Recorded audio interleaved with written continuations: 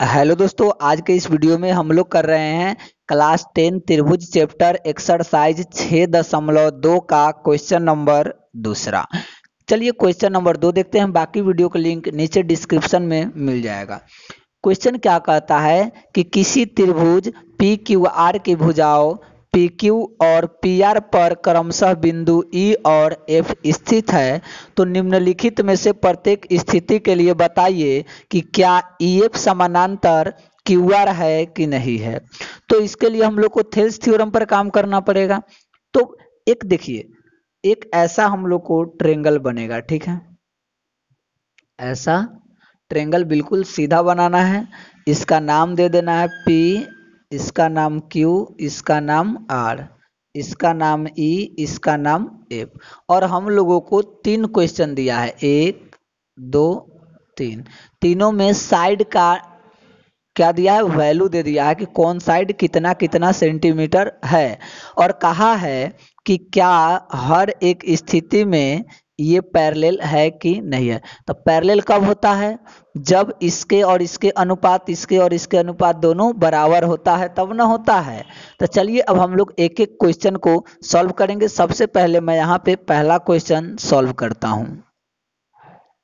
तो देखिए पहला यही है उसका टाइप फर्स्ट कि पीई 3.9, ई क्यू के वैल्यू 3 है, पी एफ 3.6 है, एफ आर 2.4 है। जहां जहां है मैंने वैसे लिख दिया, अपने मन से ऐसा त्रिभुज बना दिया है। अब क्या हम लोग निकालेंगे, पहले पीई बटे ई क्यू निकालते हैं। क्या निकालते हैं, पीई बटे ई क्यू का मान।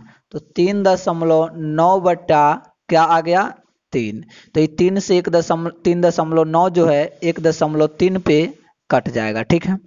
अब हम लोग इसका अनुपात निकालते हैं, पी एफ बटे एफ आर का। तो पी एफ बटे एफ आर का मान 3.6 बटे 2.4। इसको काटेंगे तो 12 से सीधा काट दीजिए, 3 बटे 2 यानी कि 1.5 आ जाएगा। तो क्या आपको लगता है कि दोनों बराबर है? देखने से तो पता चल रहा है नहीं है, हमको भी तो वही दिखाई दे रहा है कि ये बराबर नहीं है। तो हम लोग लिखेंगे कि पी ई बटा ई क्यू बराबर नहीं है पी एफ बटा एफ आर का। अतः क्या ये लाइन इसके समानांतर होगा? जब तक बराबर नहीं होगा तब तक नहीं होगा। अतः ई एफ समानांतर क्यू आर क्या लिखेंगे, नहीं है, ठीक है। पहले इसका इसका अनुपात निकाले, फिर इसका इसका अनुपात, अनुपात मतलब बट्टा, तो ये नहीं बराबर आया तो सीधा लिख दिए नहीं है। इसी पर अब हम दूसरा क्वेश्चन इस यानी कि 2 नंबर में जो दिया है उसको देखते हैं। तो दूसरा क्वेश्चन का जो दूसरे के लिए हमें ये शर्त था कि पीई 4 सेंटीमीटर लेना है, ई क्यू 4.5 लेना है, पी एफ 8 लेना है और एफ आर 9 लेना है। तो पहले हम लोग लिख लेते हैं कि यहाँ पे दिया क्या था, पीई बराबर 4 सेंटीमीटर, ई क्यू बराबर 4.5 सेंटीमीटर और पी एफ 8 सेंटीमीटर और एफ आर बराबर 9 सेंटीमीटर। वही काम करेंगे, पहले पीई और ई क्यू का रेशियो निकालेंगे, पीई बटा ई क्यू। तो पीई का मान 4 है तो 4 बटा 4.5 है तो 4.5, ठीक है। अब हम लोग इसको अभी नहीं काटेंगे क्योंकि काटने से कोई फायदा हमको होने वाला नहीं है। अब पी एफ और एफ आर का निकालेंगे, पी एफ और एफ आर मतलब इस साइड के। तो 8/9 यही ना है। तो इसको 2 से काटिएगा तो 4 आएगा, इसको 2 से काटिएगा तो 4.5 सेंटीमीटर हम नहीं लिखे हैं। तो यहाँ पर आपको दिखाई क्या दे रहा है कि पीई बटे ई क्यू के मान जो है पी एफ बटे एफ आर के बराबर आया है कि नहीं आया है? आया है। तो आपको लिखना होगा अतः ई एफ समानांतर क्यू आर है। बराबर आया है तो ना लिखिएगा है, यही ना थेल्स थ्योरम को दर्शाता है। अब चलिए तीसरा इसका जो है क्वेश्चन वो देख लेते हैं। दूसरा क्वेश्चन का तीसरा पार्ट अब हम लोग देख लेते हैं। देखिए पिक्चर तो मैंने अपने से बनाया है। पी क्यू दे रखा था 1.28, पी आर दे रखा था 2.56, पीई दे रखा था 0.18 और पी एफ दे रखा था ये, ठीक है।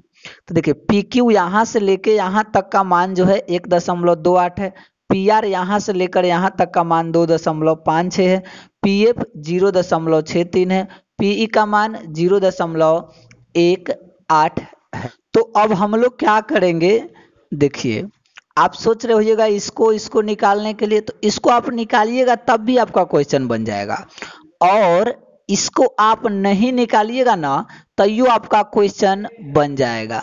तो पहले हम लोग जो दिया है उसका निकाल लेते हैं। पीई बटा पी क्यू का क्या करते हैं, पीई बटा पी क्यू का अनुपात निकालते थे 0.18 और 1.28।